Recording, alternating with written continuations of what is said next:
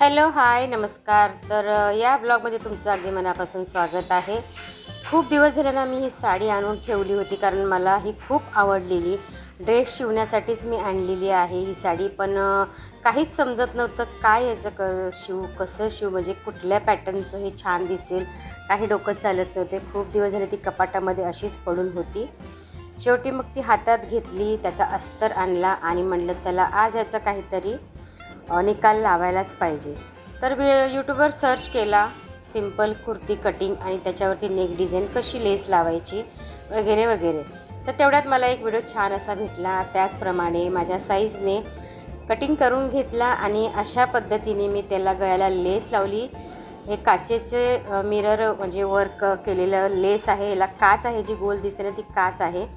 तर अशा पद्धतीने मी व्यवस्थित लावली आणि त्याला शो बटन पण मी आणले होते आणि ते पण मी त्याच्या मॅचिंगनीच आणले होते, ते लावले। तर ड्रेस कसा वाटतोय ते मला नक्की कमेंट करून सांगा आणि मी ते नेक्स्ट व्हिडिओमध्ये मी वेअर करून पण मी तुम्हाला दाखवणार आहे।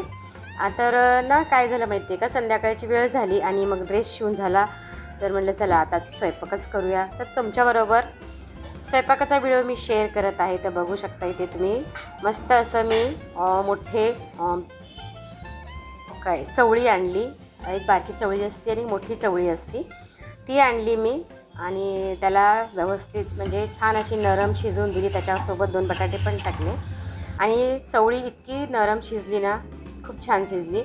आणि त्याच्यानंतर मग मी काय केलं, ती शिजवून घेतली, बटाटे पण व्यवस्थित शिजवून घेतले आणि मग एका कढईमध्ये तेल घेतलं, त्याच्यामध्ये कांदा चिरून टाकला आणि ही कोथिंबीर तुम्ही जे बघताय ना, ही फक्त 5 रुपयाची कोथिंबीर आहे। आमच्या इथे एक भाजीवाली आहे, ती खूप छान म्हणजे 5 रुपयामध्ये भरपूर कोथिंबीर देते, जशी की 10, 15, 20 रुपयाची भेटते ना बाहेर, तशी ती मला 5 रुपयामध्ये देते कधी पण गेल्यावर। बाकीच्या भाजीवाल्यांकडे घेतल्यानं खूप कमी देतात आणि थोडीशीच देतात आणि हिरवीगार मस्त। आता थंडीचे दिवस आहेत तर हिरवेगार भाज्या वगैरे आहेतच मार्केटमध्ये।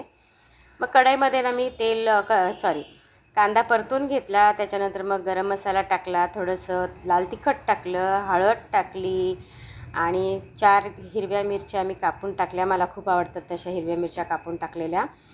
आणि मग नंतर टॅमॅटो टाकला, थोडंसं चवीप्रमाणे मीठ टाकलं आणि त्याला ना व्यवस्थित मी असं टॅमॅटो एकदम बारीक त्याची ग्रेव्ही होईपर्यंत छान शिजवून घेतली मी, कारण मला मसाला टाकून भाजी बनवायची नव्हती, बिना मसाल्याचीच मला भाजी बनवायची होती, पण त्याला मला ग्रेव्हीमध्येच घट्ट ह्याच्यामध्ये आणायची होती।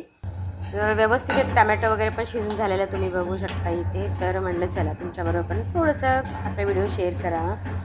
तर टॅमॅटो छान शिजलेला आहे आणि मग जे मी शिजवलेलं होतं ना चवळी आणि हे मी आता त्याच्यामध्ये टाकून देणार आहे। बटाटा पण आहे, बटाटा थोडासा मी व्यवस्थित कुस्करून घेतला, कारण मसाला नाही टाकायचा आहे मला, त्याच्यामध्येच मला ग्रेव्ही बनवायची आहे।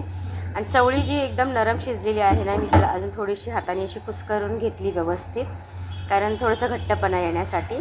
आणि मग ती मी जे आपण कांदा वगैरे परतून घेतला, टॅमॅटो वगैरे शिजून घेतला, त्याच्यामध्ये आता मी टाकून देणार म्हणजे त्याच्यात टाकणार आहे आणि व्यवस्थित ते पण मी परतून घेतलं। 2-3 मिनिट झाल्याच्या नंतर त्याला छान शिजवून दिलं, अजून थोडंसं मॅश करून घेतले मी त्याला कढईमध्ये आणि जे बटाटे आहेत ते पण मी त्याच्यात टाकून दिले आणि मस्त अशी ग्रेव्ही भाजी तयार झालेली आहे, खायला चविष्ट। आणि थोडासा गरम मसाला टाकायचा त्याच्यामध्ये थोडासा जास्त, म्हणजे जे आपल्याला भंडाऱ्यामध्ये म्हणजे पारायण वगैरे असतं तेव्हा जी भाजी बनवतात ना, पूजेची भाजी वगैरे असते ना, त्याच्यामध्ये जी बनवतात ना तशीच लागते सेम, त्यांच्या इतकी नाही पण थोडीफार तशीच आपली छान लागते।